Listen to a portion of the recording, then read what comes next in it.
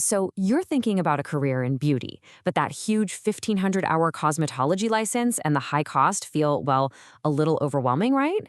What if I told you there's a smarter path? Today, we're going to take a deep dive into the shampoo and styling license, a super focused route that shows how specializing is really the new key to success. We've all heard this saying, and you know what? In today's beauty industry, it's never been more true. The whole game is shifting. Yeah, being able to do everything sounds great in theory, but becoming a real expert in one thing, like a flawless blowout or a scalp massage the clients rave about, that's what builds a loyal following and a career that actually lasts. Get a load of this number. It's pretty shocking. Industry reports are showing that over 70% of licensed cosmetologists in the US just leave the field they trained so hard for. It really makes you wonder if the traditional do-it-all path is kind of broken, you know? It's burdening people with skills they might never use and debt they definitely can't pay. So it has to be a better way, right? Well, here's the alternative. Let's break it down. On one side, you've got the old school path, a whopping 1,500 hours, a mountain of debt, and a super broad curriculum. Some are even calling this the cosmetology trap. You invest all this time and money, for what? Services you may never even perform. But then look at the other side, the focus path, just 300 hours, way lower cost, and a curriculum that is laser-focused on the skills people are actually asking for, shampooing and styling. All right, so here's our game plan. First, we're going to dive right into the absolute non-negotiable foundation, safety. Then we'll get into the cool science of hair, move on to mastering the art of styling, and finally, we'll wrap up with what it really takes to become a licensed pro. So let's start with the absolute bedrock of this entire profession, safety. Seriously, before you even think about touching a single strand of hair, you have to be an expert in infection control. This isn't just some boring chapter in a textbook. It is the foundation of your entire reputation. We're going to start with the basics, sanitation. Think of this as what your clients see and totally expect. It's the routine wipe down, you know? Cleaning your chair, your shampoo bowl, all those surfaces with soap and water. It brings the number of germs down, but, and this is key, it doesn't kill them all. It's just that first essential step. Next up, we have disinfection. Now, this is the level that truly protects your clients between services. We're talking about using EPA-registered products that destroy the nasty stuff, harmful bacteria and viruses, on your tools like combs and brushes. It goes way beyond just cleaning to get rid of those invisible dangers. And right at the very top, you've got sterilization. This process destroys all microbial life, but it's really important to know the difference here. While it's absolutely critical for, say, medical procedures, sterilization isn't something you'll typically need to do for shampoo and styling services.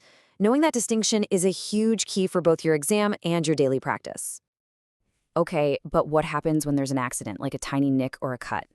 There is a strict no excuses protocol. First thing, stop the service immediately. Put on gloves, clean the area, and apply a bandage.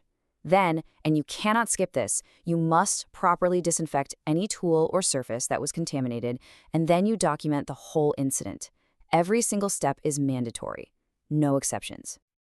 All right, pop quiz time. Here's a quick question, just like one you might get on your licensing exam. It seems almost too simple, but it really tests a fundamental rule of hygiene. So when is it acceptable to reuse disposable gloves? Take a second and think about it. The answer? It's simple. Never. Disposable means one time, single use. The second they come off your hands, they go straight into a covered trash bin.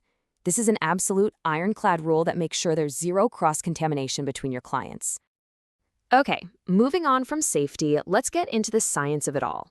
Honestly, understanding the why behind what you do is what's going to elevate you from just a person who does hair to a true hair care professional. And it all starts with the science of the hair and scalp.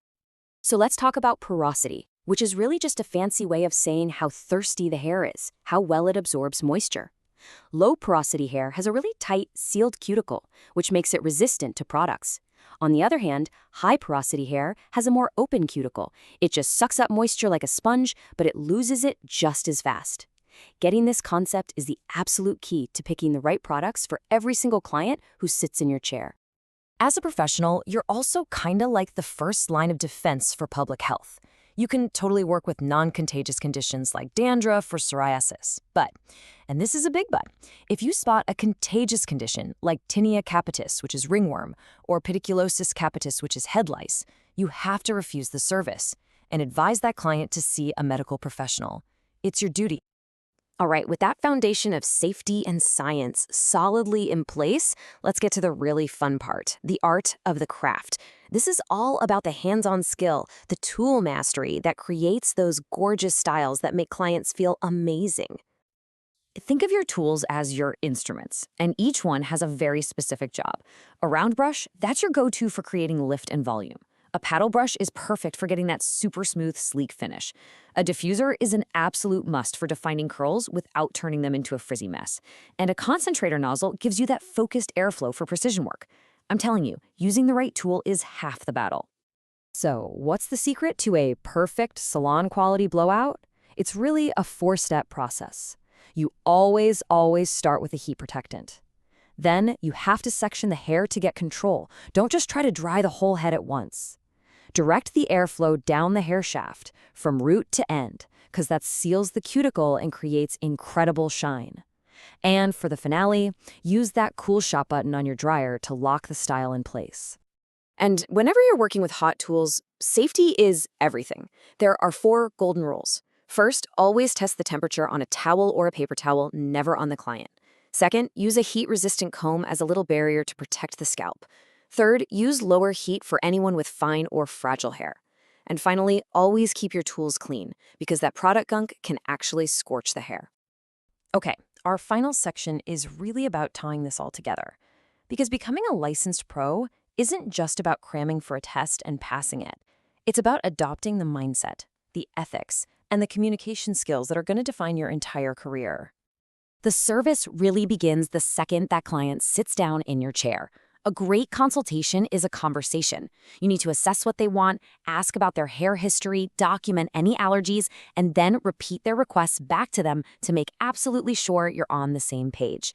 And it doesn't end there. It finishes with you giving them aftercare advice, which builds so much trust and shows you care about their hair long after they've left.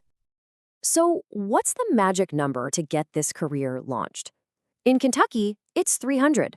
Just 300. When you compare that to the 1,500 hours for general cosmetology, you realize that just 300 focused hours can make you eligible for this license. It's a goal that's truly within reach and gets you working fast. It's also super important to understand your professional boundaries. This license lets you perform shampooing, conditioning, amazing scalp massages, and all kinds of styling, with or without heat. But here's what it does not let you do: cutting, coloring, or any chemical services like perms or relaxers. Knowing your scope is absolutely key to practicing legally and ethically. And this kind of brings us full circle, doesn't it? This visual just makes the choice so clear. 1,500 hours versus 300. Look, this isn't about taking a shortcut. It's about taking a smarter, more direct path into a career you're truly passionate about, without all that extra time and unnecessary debt. We're going to end with this really powerful idea from Tran, who founded the Louisville Beauty Academy. Mastery is not in knowing everything, but in knowing exactly where you shine. So the final question is really for you. Is your place to shine in the focused, expert art of shampooing and styling?